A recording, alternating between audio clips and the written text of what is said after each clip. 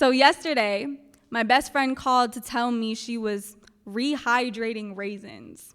And because I hate raisins, with their potato salad ruining fake me out chocolate chip ass, all I could think was, why? Why would you do that? Because to me, rehydrating raisins just sounds like a very soggy attempt at recreating a grape. But then I thought again about the space between skin and how a body blistered to itself is still its own. Like how I am no longer 7 years old, but I am still all wonder at the sky and tongue out in the snow. And my body is as mine today as it was before I ever felt the fullness of a grape or the empty of a raisin. And it remains mine even when I can't feel anything at all.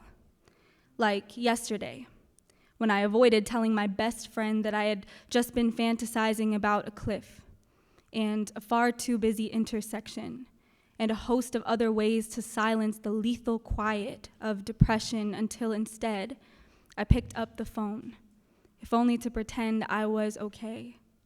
And together we laughed, till even I held true this make-believe.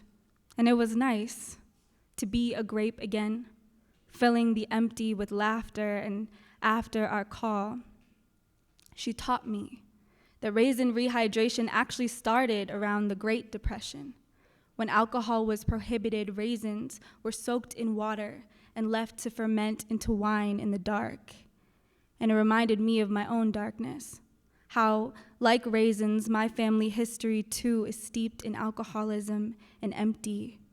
I thought about my grandfather's cruelty, but also his love and his death, and the far too busy intersection where the grape of me grieved raisin for him, and suddenly I was 7 years old again, still terrified of the dark, festering cycle of trauma, but also alive and laughing with my best friend through this very soggy attempt of a life, and as mine today as always, in the space between my skin, a raisin just soaking, a grape basking in the sun.